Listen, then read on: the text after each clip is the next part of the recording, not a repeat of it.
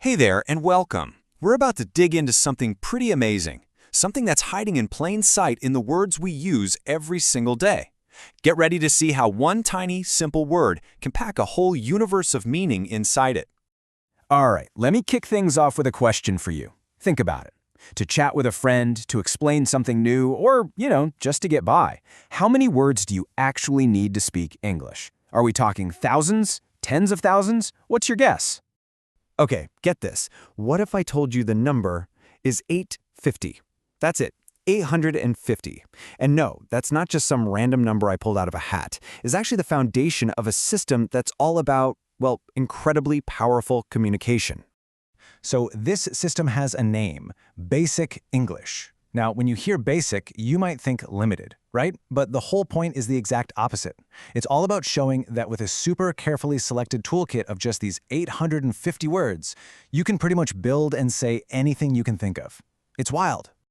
All right, so to really see this in action, we're going to put one of these 850 words right under the microscope. And our word for today is jump.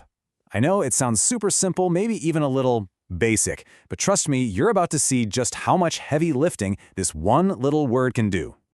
Okay, first up, let's look at jump as an action. A verb.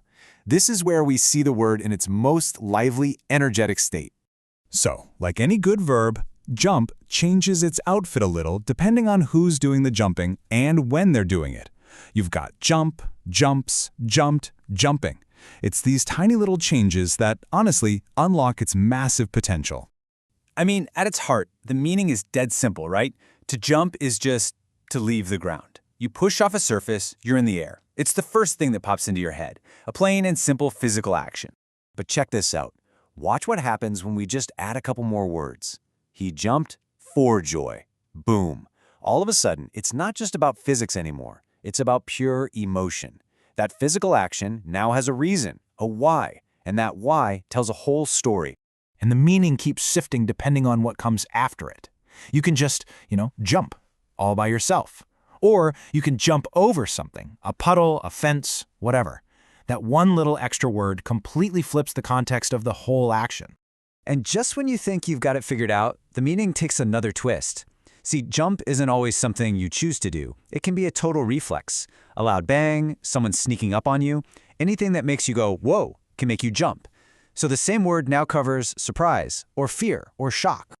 Yeah, I scared her and she jumped. That sentence just nails that feeling, doesn't it? It's that quick, sharp movement. So think about that. We've gone from pure, unadulterated joy to sudden fright, all with the same little four-letter word. That's some serious versatility right there. But hold on, we're not done yet. Jump isn't just something you do, it can also be a thing, a noun. And this is where its world gets even bigger. So, as a noun, a jump can be the action itself. Like, wow, that was a huge jump. It can be a physical thing, like ski jump. It can also mean a sudden jolt, either from being surprised or, and this is cool, from a burst of energy. You can kind of see how all these ideas are related, can't you? And here's a perfect example of that. He used his car to give me a jump. A jump for a car that has zero to do with flying through the air. It's all about that sudden jolt of energy, power shooting from one battery to another. The word literally evolved from a person leaping to fit into our world of machines. Okay, now this is where the real magic of basic English really shines. Because these 850 words, they're not designed to be loners. They're like Lego bricks. They're meant to be combined with other simple words to build brand new, way more complex ideas. And this is just a perfect illustration of that building block idea. Look, you take the word jump, you take the word start, you stick them together, and you get a whole new concept, jump start. And from there, it's a short hop to naming the actual tools you need, jumper cables. See that?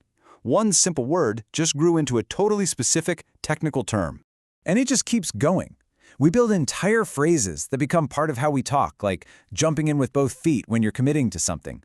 We even invent entire sports based on it. The high jump, the long jump, the ski jump. This one little word is the root of this huge family tree of ideas and actions. All right, so let's pull back and look at the big picture again. What has this one little word really taught us? It's proof. Proof that basic doesn't mean limiting. Not at all. And this is really the key takeaway here. Those 850 words of basic English, they're not a cage that traps your thoughts. They're a toolkit, a really powerful, flexible toolkit.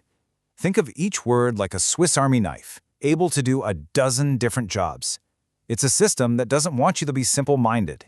It wants you to be creative and sharp. So, I'm going to leave you with a question to chew on. What other simple, everyday words that you use all the time, words like run or get or make, what other words are secretly powerhouses, just like jump? I bet if you start looking, you'll start seeing these little hidden universes absolutely everywhere. Thanks so much for joining me.